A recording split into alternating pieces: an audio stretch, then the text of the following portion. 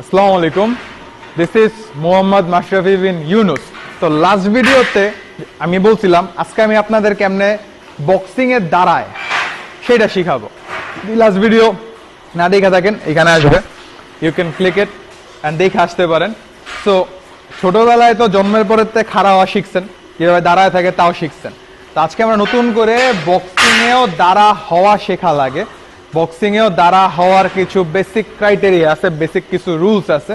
আজকে একদম ফান্ডামেন্টাল চাইলে কিভাবে একটা বক্সার দাঁড়ায় সেটা আমি আপনাদেরকে শেখাবো।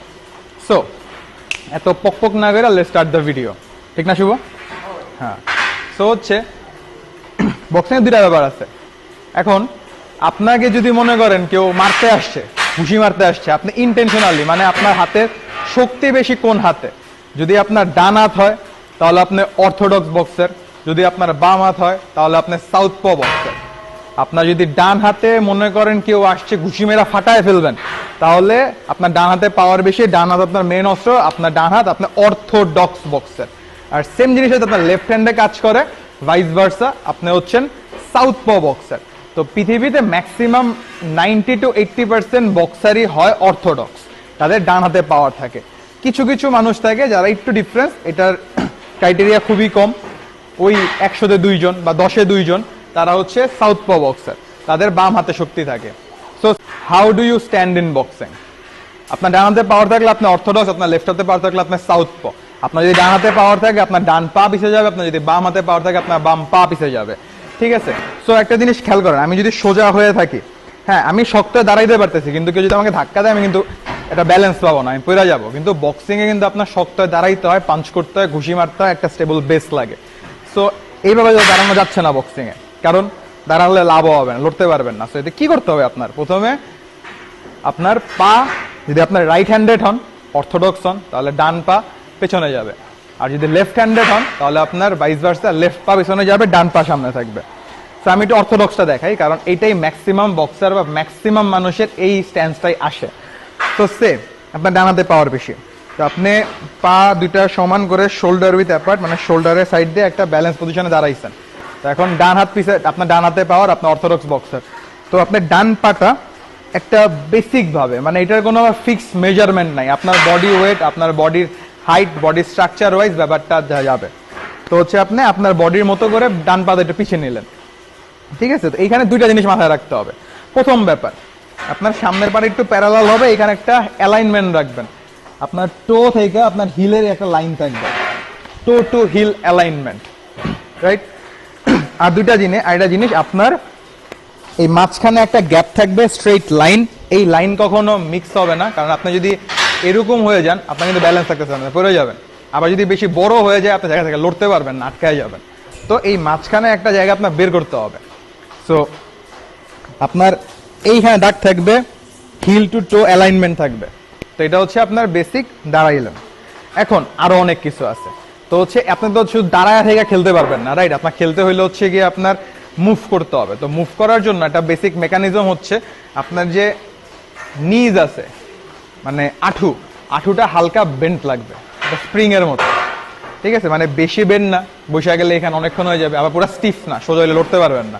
তো মাঝখানে একটা গ্রাউন্ড আছে কাইন্ড অফ, এখানে যখন ব্যাটিং করতে নামলে কিন্তু ব্যাপারটা হয়, আপনি কিন্তু সোজা দাঁড়ান না, ব্যাটিং করতে নামলে একটু বেন্ড হন, রাইট? এটা পায়ের একটা বেন্ড কাজ করে, স্প্রিং এর মতো ব্যাপারটা কাজ করে। তো এইখানে হচ্ছে গিয়ে আপনার ওই বেন্ড হইতে হবে। এটা বেন্ড হইলে খেয়াল করবেন আপনি এই যে নড়াচড়া করা যাইতেছে, একটা মুভমেন্ট আছে। আমি কিন্তু এখানে অনেক স্ট্রং একটা পজিশনে আছি, আমি যদি এরকম থাকি আমাকে ধাক্কা মারলে আমি পড়ে যাবো, ব্যালেন্স অফ ব্যালেন্স হয়ে যাবে। আমি যদি আবার এত বড় থাকি তাহলে হচ্ছে গিয়ে ধাক্কা মারলেও আমি লড়বো না, আমি জায়গা থেকে নড়তে পারবো না, আমি নড়তে গেলে কষ্ট হয়ে যাবে, আমার মাইর খেয়ে যাবো। সো এটার জন্য কি আপনার একটা নিজস্ব একটা জায়গায় আসবেন, যেখান থেকে আপনি এই ধরনের পজিশনে আসছেন, একটা স্টেবল পজিশনে আছেন, পা বেন্ড হয়েছে, এই জিনিসটা। তো কাইন্ড অফ আপনার এটা হচ্ছে ফাউন্ডেশন। বিল্ডিং বানানোর তলে আগে ফাউন্ডেশন দেওয়া লাগে, এটা হচ্ছে আপনার ফাউন্ডেশন। তো আপনার ফাউন্ডেশন যত স্ট্রং, যত বেস যত ফ্লেক্সিবল হবে, অত বেটার পারফর্ম করতে পারবেন। হ্যাঁ, তো আমাদের পা ঠিক করলাম, হাঁটু ভাঙলাম, সাইডে দেখাই, পা ঠিক করলাম, সোজা নেই, আমি হাঁটু ভাঙলাম। এখন পরেরটা কি? তো ম্যাক্সিমাম বক্সার দুই ধরনের হয়। আমি কিন্তু আপনাদের প্রফেশনাল বক্সিং শিখাইতেছি, not amateur boxing. Amateur boxing হইলে আমার এই প্রথম বেস শেখানো স্টাইলটা অন্যরকম হইতো। আমি চিন্তা করতে আপনি প্রো বক্সিং শিখবেন সেইখান থেকেই বলতেছি। সো এইখান থেকে ফ্ল্যাট ফুটেডও হওয়া যায়, আবার টোয়ের উপরে থাকা যায়, বাট সব ট্রেনার বা যারাই বলবে টোয়ের উপরে থাকা বেটার।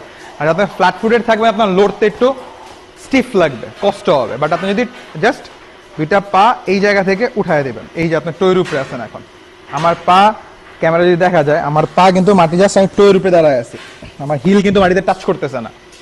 তো এই হচ্ছে গিয়ে আপনার পায়ের কাজ। আপনি দাঁড়াইলেন, এখন বললেন ভাই বক্সিং খেলতে আসছি, দাঁড়াইলেই হবে, হাতও তো কিছু করতে হবে, রাইট?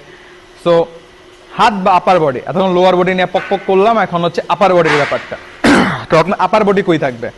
তো খেয়াল করেন, আমি কিন্তু ন্যাচারালি যখন আমার পা একটু 45 ডিগ্রি অ্যাঙ্গেল করছি, আমার টো থেকে হিলের একটা অ্যালাইনমেন্ট আছে, আমার বডি কিন্তু আর সোজা নাই, এরকম নাই, আমার বডি কিন্তু আপনা আপনি একটু বেন্ড হয়েছে, সাইডে গেছে, কারণ এই পায়ের জন্য আমার বডির একটা স্ট্রাকচারে সাইডে চলে আসছে।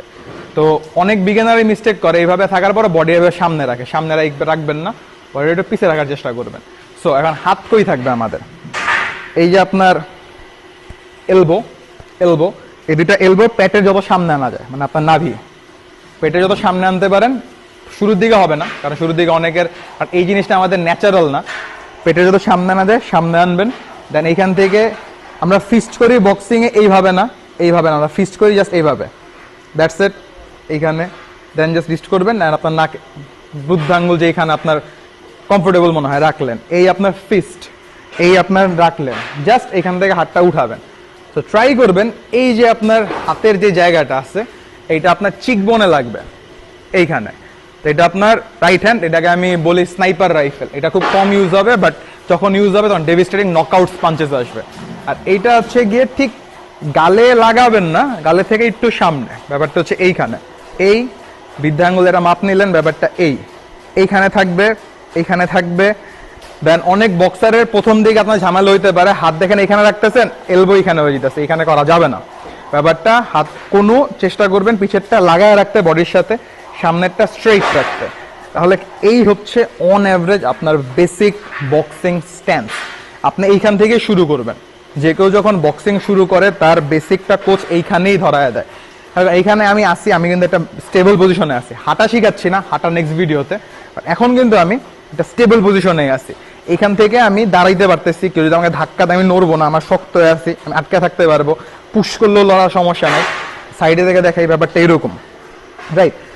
এটা হচ্ছে রাইট হ্যান্ডেড অর্থোডক্স। আর সাউথপো যে সিম্পলি যা বলছি রাইটের জন্য, ভাইস ভার্সা লেফট হ্যান্ডেডের জন্য। পিসেল বাম পা পিছে যাবে, এই টু হিল অ্যালাইনমেন্ট থাকবে, বডি এরকম স্ট্রেট ফরওয়ার্ড থাকবে না, বডিটা পায়ের সাথে ঘুরে থাকবে। তখন জাস্ট হাতের সিচুয়েশনটা চেঞ্জ, আপনার রাইট হ্যান্ডটা সামনে আসতেছে, লেফট হ্যান্ডটা আপনার স্নাইপার রাইফেল হয়ে যেতেছে, এটা পিছিয়ে রাখতেছে। চেষ্টা করবেন হাতের এই পার্টটা আপনার চিক বোনের সাথে লেগে থাকবে, গালের। তাহলে হচ্ছে আপনি সবচেয়ে বেস্ট সেফেস্ট জায়গা থাকতেছেন। এই হচ্ছে তো আপনার সাউথের জন্য এই যে ব্যাপারটা, আপনি এইখানে আছেন, দেখেন এখানে রিদম আছে, একটা স্প্রিংই ভাব আছে, এই স্প্রিংই ভাবটা থাকতে হবে, স্টিফ হওয়া যাবে না। পা আমার যখন সোজা এরকম যদি থাকি, আমি নড়তে পারবো না, আর নড়া খুব স্টিফনেস হিসাব করবে। আবার বেশি নিচেও হওয়া যাবে না, বেশি নিচে হইলে ওই স্কোয়াটের মতো খুব ব্যথা করবে, পায়ের রানগুলো জ্বলে যাবে আগুনে। তো এটা হচ্ছে কি আপনার একদম বিগিনার বেসিক স্ট্যান্স। যদি আরেকবার বলি, ফিট শোল্ডার উইথ অ্যাপার্ট, এভাবে দাঁড়াবেন। যদি রাইট হ্যান্ডেড হন, রাইট পা পিছিয়ে নেবেন, এটা আনবেন, টো টু হিল অ্যালাইনমেন্ট থাকবে, মাঝখানে একটা গ্যাপ থাকবে, আপনার নিজগুলা বেন্ড থাকবে, স্প্রিং এর টাইপ, হাত কোনো পেটে, হাত উপরে, দ্যাটস ইট। এই যে হচ্ছে আপনার প্রথম জীবনে দাঁড়ানো শেখা বক্সিং এর। ও আরেকটা মেজর ব্যাপার, চিন কখনো এইভাবে রাখবেন না। চিন, অনেকে চিন টাক করতে বললে এইভাবে টাক করে না, এইভাবে টাকলে সামনে দেখতে পারবে, সামনে দেখতে হবে। চিন্তা করেন এই যে চিন এইখানে আছে, পুরো বডি কোনো পাট লড়তেছে না, জাস্ট এই আপনার চিন টাক, হাত উপরে, এই যে ডিফেন্স, এই যে আপনার মেশিন গান, এই যে আপনি দাঁড়ায় আছেন, এই হচ্ছে আপনার বক্সিং স্ট্যান্স। তো থ্যাংক ইউ, আশা করি বুঝাইতে পারছি। না বুঝলে কমেন্ট বক্সে কমেন্ট করেন। অ্যান্ড পরের ভিডিওতে আমরা শিখাবো কিভাবে হাঁটতে হয় বক্সিংয়ে। সো ওইটা দেখার জন্য like, follow, comment, subscribe. This is Mohammad Mashrafi Yunus. See you in the next one.